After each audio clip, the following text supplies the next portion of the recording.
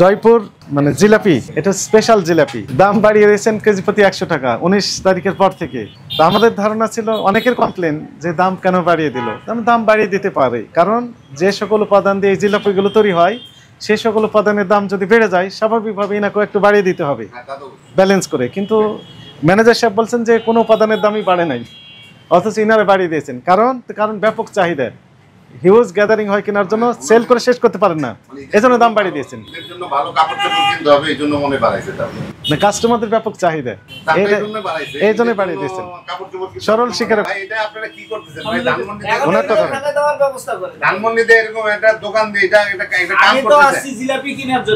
এখন আমরা কিভাবে পেলাম? বয়স্ক মানুষ নাম্বার দিয়েছেন, মোবাইল নাম্বার এটা তারিখ, এখানে তারিখ দেন। ঠিক আছে, আমার বয়স্ক মানুষে পাঠাইছে কেনার জন্য জিলাপি নিয়ে আসো। ভেরি স্যাড ভাই, আমাদের দেশে শুনেন, আমি এক মিনিট ভাই, আমাদের দেশের মানুষকে মানুষ করতে পারবেন না। এত বড় একটা পরিবর্তনের পরও কারোর ভিতরে কোনো চেঞ্জ নাই, সবাই একরকম। এটাই আশ্চর্য লাগে, এত রক্ত দিয়ে এত বড় একটা পরিবর্তন হইলো, কিন্তু মানুষের ভিতরে কোনো মৌলিক কোনো পরিবর্তন নেই। এটাই আশ্চর্য লাগে আমার কাছে, যে কিভাবে সম্ভব এটা। এটা ফাইন করে ভাই কিছু হবে না। আপনাদের উচিত কি জানেন? উচিত হলো যেটা ধরবেন এমন ফাইন করবেন যেন 3 লাখ একটা লবণ লাগাতে হবে, মানে 10 লাখ 20 লাখ 50 লাখ টাকা ফাইন করে, যেন সারা জীবনের জন্য মনে রাখে যে এই কাজটা করা ঠিক না। আমি এটা বাইরে দেখছি ভাই, বিভিন্ন দেশে দেখছি, এমন ফাইন করে যে তারা আর দ্বিতীয়বার এই কাজটা করার চিন্তাও করে।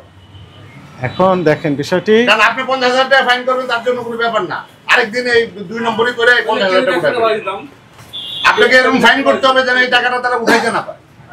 এটা হলো সবচেয়ে বড় কথা, ফাইনটা করতে হবে এমন ভাবে যেন ব্যাপারটা দ্বিতীয়বার তারা এই জিনিস করার চিন্তাই যেন না করে, দ্বিতীয়বার যেন করার চিন্তা না করতে। এইভাবে আপনাকে কাস্টমারদের বক্তব্য শুনেছেন, বাসি জিলাপি আমরা নিব কেন জিজ্ঞেস করিও না। হ্যাঁ বলেন, তারপরে দাম বেশি, তারপরে দামটা বাসি জিলাপি কিনবো কেন? দামটা বেশি হবে, কারণটা কি? আপনি তো জানতেন না বাসি, আমিও জানতাম না।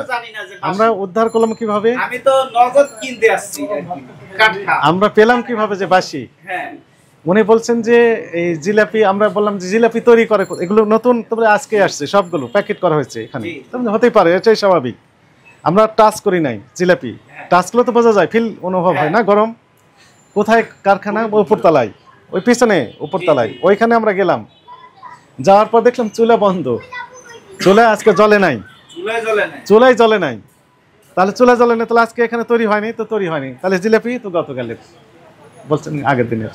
খুবই দুঃখজনক ভাই, তাহলে এরা এভাবে বাসি জিলাপি বিক্রি করে ধানমন্ডিতে থেকে এই কাজ করা, এটা খুবই দুঃখজনক। পয়সা বেশি দিচ্ছেন, সব বেশি নিচ্ছেন, তারপরে কোয়ালিটির জিনিস দিচ্ছেন, তাহলে লাভ হইলো? মানুষ পয়সাও বেশি দিবে, কোয়ালিটি পাবে না, এটা কোনো কথা হইলো? অনুতপ্ত বলছেন, সত্যি বলছেন এমনি, কিন্তু কোয়ালিটিটা লাভ মানুষের ভেজাল দিয়ে অনুতপ্ত। কি অবস্থা আপনার? কোন দিচ্ছে? এটা একটা ব্র্যান্ড, তো এই জন্য আমি যখন কাজ করি এই গেঞ্জিটা পিন্দি, আর আমার পোশাকটা ওখানে রেখে। কম দামে আপনার লোকে মানে যে আরো পোশাকের কথা সবাই বলে যে দাম বাড়িয়ে দিচ্ছে, মানে কাস্টমার যাচ্ছে ওনারা বাড়িয়ে দিচ্ছে, একই কথা।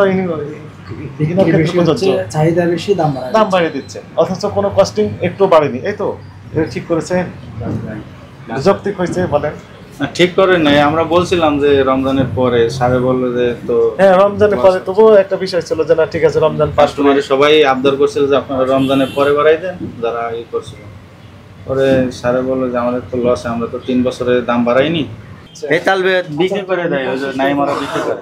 কার কাছে বিক্রি করেন এই তথ্য আমাদের দিতে হবে। জয়পুর সুইটস, আপনি না? থামেন, আমি বলি, উনি আপনাদের লোক না বললেন, কিন্তু লেখা আছে কি আমি সিএনজি ড্রাইভার, আমি মাল সামানা নেই। আপনি বললেন যে আপনার থামেন, আপনার প্রতিষ্ঠানের নাম কি? জয়পুর সুইটস। এখানে কি লেখা আছে? এটা গেঞ্জি পড়ছে মনে হয় নিচে থেকে। উনি আপনাদের লোক না বললেন, কিন্তু গেঞ্জিতে লেখা আছে মার্কা মারা আপনার প্রতিষ্ঠানের নাম জয়পুর সুইটস। সিএনজি ওইখানে আছে, যাই দেখেন ভাই, সিএনজি হোক, এই লেখা আছে কি? না স্যার, উনি আবার